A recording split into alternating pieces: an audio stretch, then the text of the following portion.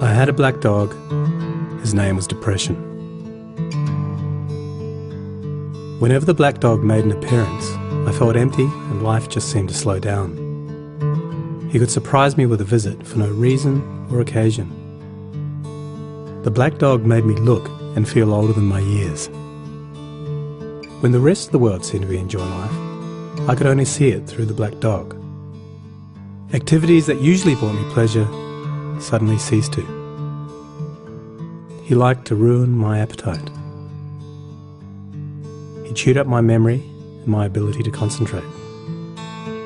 Doing anything or going anywhere with the black dog required superhuman strength. At social occasions, he'd sniff out what confidence I had and chase it away. My biggest fear was being found out. I worried that people would judge me. Because of the shame and stigma of the black dog, I was constantly worried that I'd be found out. So I invested vast amounts of energy into covering him up. Keeping up an emotional lie is exhausting. Black dog could make me think and say negative things. He could make me irritable and difficult to be around. He would take my love and bury my intimacy. He loved nothing more than to wake me up with highly repetitive and negative thinking. He also liked to remind me how exhausted I was going to be the next day. Having a black dog in your life isn't so much about feeling a bit down, sad or blue. At its worst, it's about being devoid of feeling altogether. As I got older, the black dog got bigger and he started hanging around all the time. I'd chase him off with whatever I thought might send him running. But more often than not, he'd come out on top. Going down became easier than getting up again. So I became rather good at self-medication, which never really helped. Eventually, I felt totally isolated from everything and everyone. The black dog had finally succeeded in hijacking my life. When you lose all joy in life, you can begin to question what the point of it is.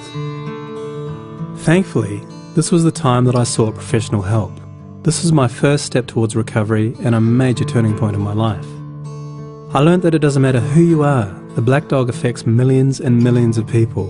It is an equal opportunity mongrel. I also learned that there was no silver bullet or magic pill. Medication can help some, and others might need a different approach altogether. I also learned that being emotionally genuine and authentic to those who are close to you can be an absolute game changer. Most importantly, I learnt not to be afraid of the black dog, and I taught him a few new tricks of my own. The more tired and stressed you are, the louder he barks, so it's important to learn how to quiet your mind. It's been clinically proven that regular exercise can be as effective for treating mild to moderate depression as antidepressants, so go for a walk or a run and leave the mutt behind. Keep a mood journal. Getting your thoughts on paper can be cathartic and often insightful. Also keep track of the things that you have to be grateful for. The most important thing to remember is that no matter how bad it gets, if you take the right steps, talk to the right people, black dog days can and will pass. I wouldn't say that I'm grateful for the black dog, but he's been an incredible teacher. He forced me to re-evaluate and simplify my life. I learnt that rather than running away from my problems, it's better to embrace them. The black dog may always be part of my life, but he'll never be the beast that he was.